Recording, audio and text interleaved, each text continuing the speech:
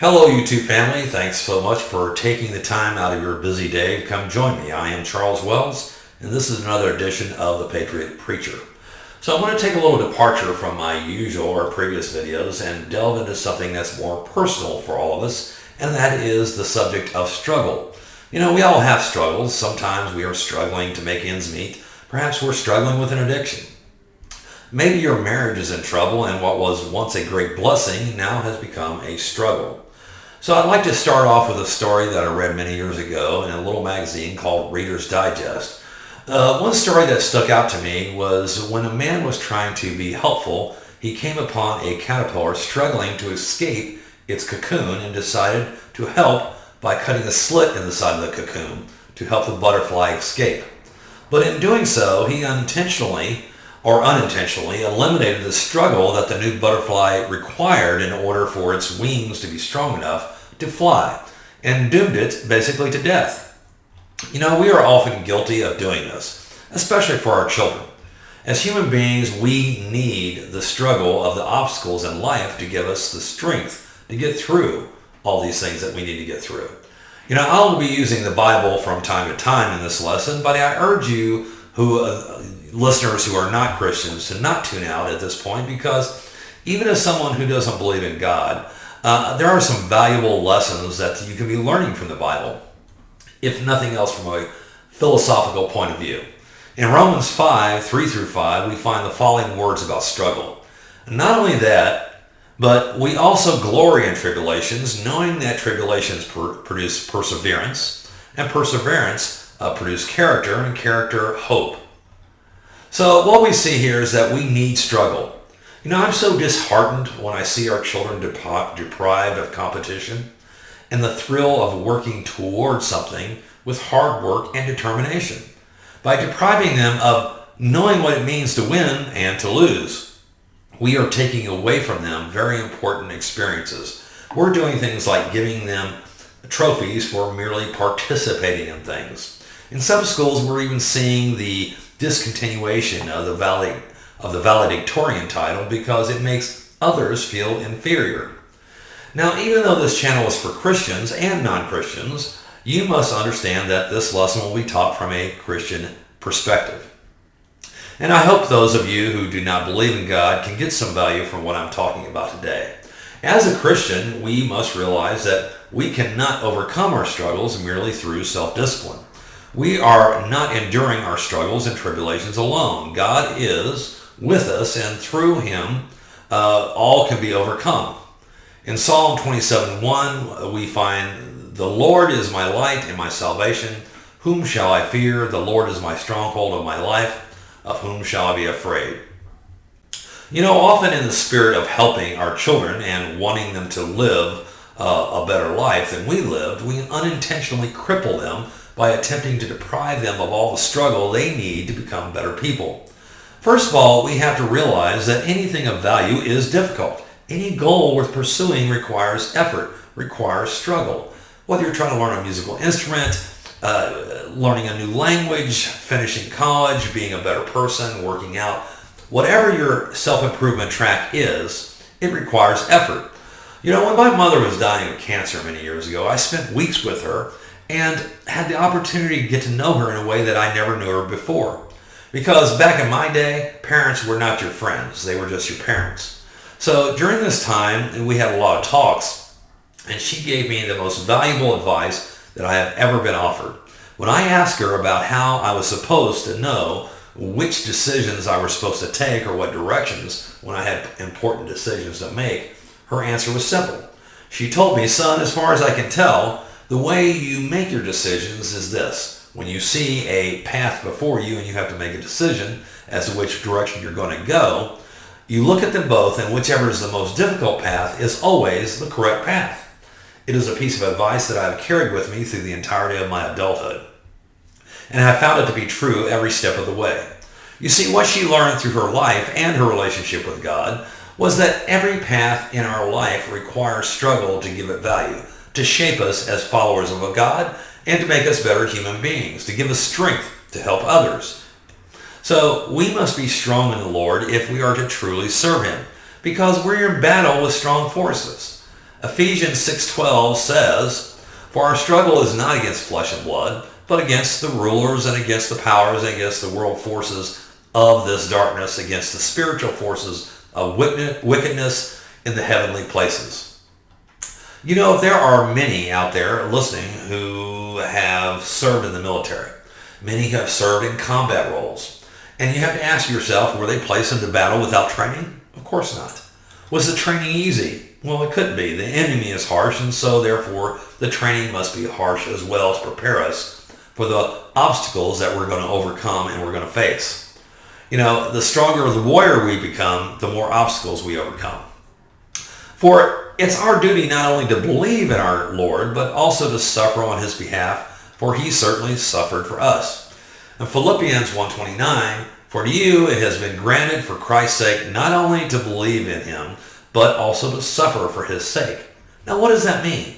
It means that, very simply folks, that it is a struggle to be a warrior for God, or to be a warrior period. His enemies are our enemies, and they are strong. In order to be strong warrior for him, or for ourselves, we must overcome the tribulations and struggles placed in our path. You know, we can't know the mountain without the valley. We can't know peace without chaos, or goodness without recognizing that there's evil in the world. We will all go through many dark days of grief, of anxiety, dark days of heartbreak, of disappointment, of sorrow, dark days of loss, dark days of loneliness, dark days of pain. You know, the list is virtually endless of how the darkness blankets us all every day. And when everything looks black, then you have to look to the light. The enemy of the dark is light. Light illuminates our fear and shows it for what it really is. It shows the way, and there's only one source of light, both physically and spiritually, and that is our Lord Jesus Christ. We were all created in God's spiritual image, but we were given different purposes and different gifts, as different parts of our body are given different purposes toward a common goal. From the moment we are born, God already knows the gifts that he is going to grace us with. A gift is something that, once is given, is now in the possession of the person who it was given to, and it's never taken back. In Romans 11:29, we find that for the gifts and calling of God are irrevocable. This means that he does not take back these gifts, but it is up to us, each one of us, to use these gifts as they were intended to be used. Live your purpose, folks. In other words, if you were created to be a carpenter, I'm a carpenter, by the way, go build. If you're a singer, go sing your heart out. If you were created to be a healer or a prophet, to discern, to work miracles, to distribute wisdom or knowledge, to teach, go do those things you were specifically created to do. And in doing so, become part of the body of Jesus Christ, which you were intended to be. Your life experiences, your testimony, if you're a Christian, is the relating of your struggles to other people. And it's valuable, folks. Your story helps bring others out of their darkness that envelops them all the time. Your testimony or your story defeats those who are aligned against you. The struggles you have personally have gone through and overcome fulfills your purpose. You can now be a lamp for others to follow, to see what their purpose is. You know, remember that your testimony or your story can be used as a key to someone else's prison. Your testimony is the key to someone else's, it can turn a mess into a message. It can turn a test into a testimony, a trial into a triumph. And hopefully, in an era where everyone is a victim, or it seems that way, to turn victims into victors. And the purpose of your story is to share with others for them to find their path. You should be sharing your story all the time. It's your responsibility to declare openly what the Father has done for you. In Mark 5:19 it says, "But Jesus said, 'Now go home to your family and tell them everything the Lord has done for you and how merciful he has been.'" Psalm 22:22 says, "I will praise you to all my brothers. I will stand up before the congregation and testify the wonderful things you have done." And finally in Psalm 66:16, "Come and listen, all you who fear God, and I will tell you what he has done for me." Use your life as a testimony, an ongoing testimony, by the way. Your testimony or your story never ends. Your testimony is a story without end because God's grace has no end. Our struggles and our lives are meant to be shared with others. I look back on my story of my life, folks, and I am heartened because I used to see only disappointment, my failures, the loss, the despair, the loneliness. In other words, I only saw the things that were once negative. Now I see a journey that I was specifically created to embark upon so I could be that light for others to follow. So remember that your struggles have a purpose. They strengthen you against the enemies of God, who are also your enemies. Your struggle ultimately turns you into the spiritual person you were intended to be. And finally, your struggle turns into a testimony or a story that can help others through their struggles. So folks, do not fret about what you haven't accomplished. Don't be embarrassed about what you've done. Do not regret the decisions you've made. You are where you need to be now because of the path that was chosen for you, and understand that you are being used to fulfill a purpose. I just pray that each one of you has the strength to get through all the obstacles of life to become a strong person for the purposes that you were intended to be, to have the wisdom to call when you need help, and to recognize where you are weak and to work at shoring up those weaknesses so you cannot be taken advantage of. I hope you can focus on the important things in this life. Remember that this is just a temporary stop.